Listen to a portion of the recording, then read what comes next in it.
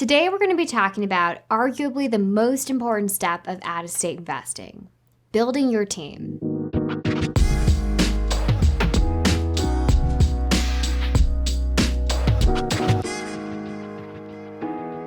Welcome back to Coffee Corner with Lattes and Lisas. My name is Soli Cayetano, and today we're going to be diving into the core 4 members you'll need to begin to build your out-of-state team. Make sure to like and subscribe to this channel for more videos like this, and follow me on Instagram at Lattes and Lisas. If you stay till the end, we'll be going through how I personally utilize my core 4 to act as my eyes and ears on the ground. All right, let's dive in. I always get asked how I buy, renovate, and manage properties without ever stepping foot in them. How do I know what condition the house is in? How do I make sure that contractors are showing up? What do I do if the toilet starts leaking in the middle of the night? There is definitely a level of comfort in being able to drive by your property to make sure everything is okay, but the same systems can be set up out of state, which would allow you to 1, invest anywhere in the country, and 2, free up your time to work on your business and not in it. When I bought my first property, I knew one investor in the market who was able to refer me to a real estate agent. From that real estate agent, I began to ask for more referrals in order to build out that web of relationships. Over the last few years, I've tried out several agents, contractors, lenders, and property managers in order to build my dream team. After my first property, I had to completely rebuild that team because I didn't feel like they were the right fit for me. Although that speed bump was a little bit challenging, I continued to network and find the right people who eventually helped me scale from 1 to 26 units in less than 2 years. If you're moving into a new market, you're going to want to start building your core 4, which is comprised of a real estate agent, lender, property manager, and contractor. One of my favorite sayings is rock stars know rock stars.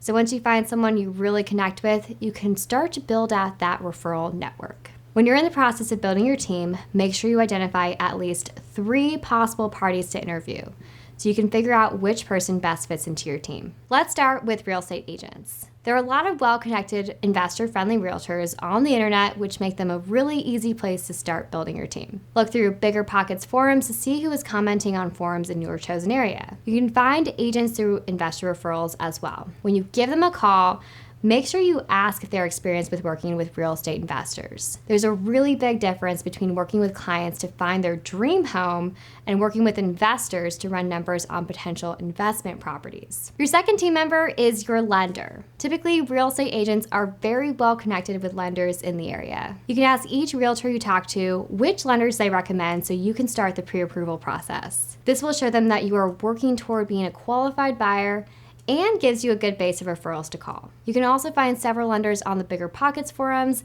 and by just doing a quick Google search. Your third team member is your property manager. I found that referrals from other investors are the best source of leads for property managers because they're gonna be able to provide perspective from real deal experience. You can network with other local investors on Bigger Pockets or on social media networks like Instagram or Facebook. You'll want to build up a list of at least a few companies that you can interview before you choose who you want to manage your assets. Property managers are with you for the long term and can make or break your profitability, so make sure you really vet those property managers. The last member of your core 4 are contractors. Finding good contractors can be the toughest piece of the puzzle, especially in a market like this where they are extremely busy. This might sound a little bit repetitive, but really, referrals from agents, property managers, or investors are typically the best source of leads. When interviewing contractors, make sure that they're experienced in the type of renovation you are trying to do. For example, if you're aiming to renovate a rental property, that they have experience in rental grade renovations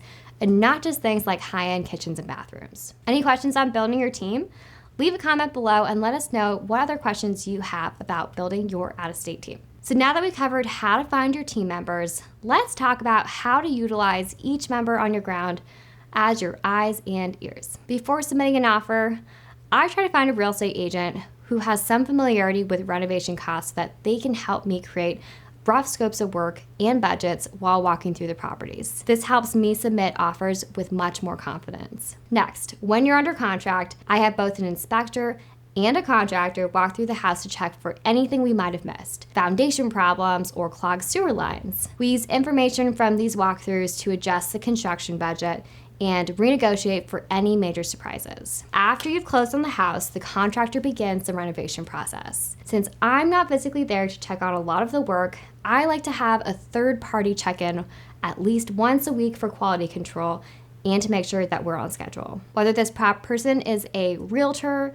property manager, or a third-party project manager, I find that this is a vital part of creating checks and balances systems during a renovation. Once the renovations are complete, the property manager takes over and handles tenant placement, maintenance requests, and turnovers. They can also inspect your property every year or so to make sure that you take care of any deferred maintenance. Putting a team together is definitely a continual process.